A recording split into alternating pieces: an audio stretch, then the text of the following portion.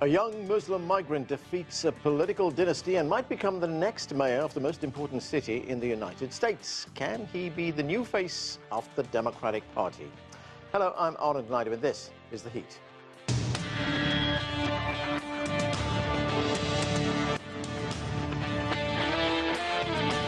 Time to bring in our panel from New York. Yashika Dutt is an author and journalist. Reena Shah is a political commentator and strategist. She joins us right here in DC. And here in our studio, Douglas Sloan is principal at the National Capital Strategy Group, and Joseph Williams is former senior editor at US News and World Report. Welcome to all of you. Douglas, as Joseph points out, he has built up his coalition from the ground upwards. He's brought new voters into his coalition. Are there any lessons in Mamdani's campaign for the broader Democratic Party? Well, at the first look, you would say yes, because look, at this young guy, he came out and he's a grassroots campaigner. Yeah. He's using Twitter, he's using Instagram, he's using all these different social media platforms to reach out to voters. And he's really running an energetic, modern campaign. However, you have to remember, this is New York City.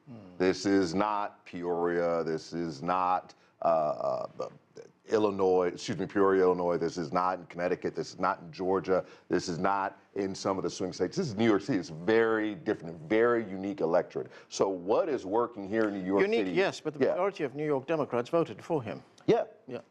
However, it was not, let's temper that. It was a plurality of New York Democrats that voted for him. If I'm going to cheat and look at my notes here. The finishers 2 through 4, 2, 3, and 4 actually garnered 515,000 votes, which is a good 82,000 votes more than he got. Right. And that was just in finishers 2, 3, and 4. So this was not a strong majority. This was more of a pretty weak plurality of votes that he received. And I mean, it's working, but like Joe had pointed out, there are now going to be a lot of forces that coalesce behind likely Eric Adams in the general election that will conspire against him, and he's really going to have a tough road to hoe. There's going to be a lot of money against him. A lot of money. The super PAC money that Cuomo had is now going to be in that general election. Okay. Well, also, not to mention, like just really quickly, not to mention that this was a perfect storm, a perfect environment for a candidate like him.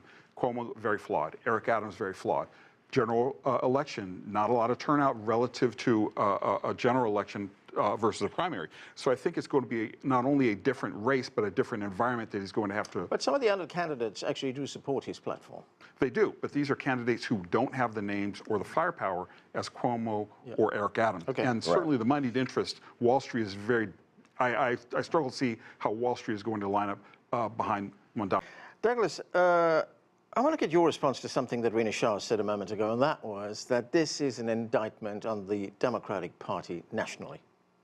I don't know if I would agree with that. I think that we're going to start to see the pendulum swing in the opposite direction because the Republicans did such a good job of painting Democrats in the last election as far left-leaning lunatics, so to speak, that want what would they say? They would say, oh, they want men in women's bathrooms, they want men in women's sports, like baseline issues that all Democrats don't agree with. I would even say that most Democrats don't agree with. But the Republicans did a great job of painting Democrats with that broad left-leaning brush that the majority of Americans do not agree with. So I would say that in this next election that you're going to see a lot of Democrats coming to the center and appealing to the moderate base of the Democratic Party. And I will agree with Reena on one thing, that there's no way that Eric Adams or Cuomo wins this race if they both stay in.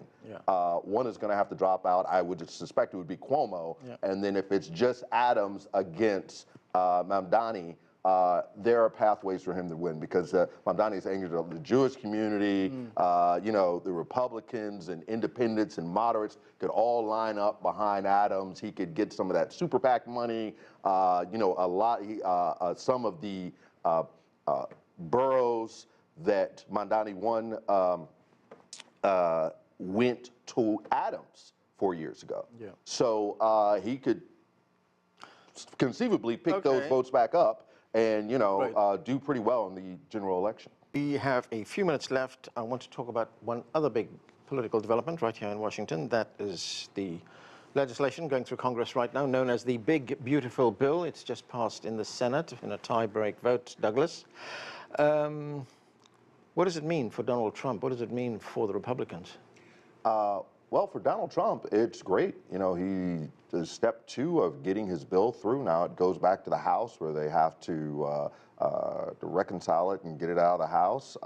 It may not be as successful there. As I recall, it was just a 1-vote margin to pass it out of the House before the changes were made in the Senate. And I understand now they're having problems with the SALT cap and taxes on some Republicans in blue states. So it's going to run into some issues. You know, but this is not a good bill, and I think everybody understands that. Some Republicans are willing to give up their careers.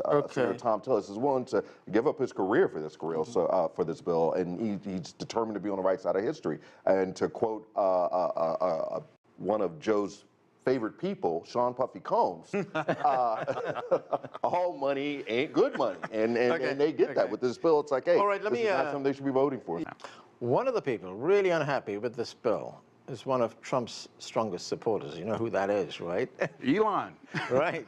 The Tesla guy. Right, the Tesla guy. And he's threatening now, if this bill passes, to form a third party. Well, and to quote another rapper, since we're doing that, Jay-Z, more money, more problems. Right. I mean, basically, he is looking at a very steep cut. He's looking at making an enemy of Donald Trump, which nobody in the right mind really wants to do. Yeah. It's all up in the air. It's all up for grabs. I don't think we'll know until any of these pieces land. Actually, that was Biggie that was more. It was Biggie, wasn't it? I stand corrected.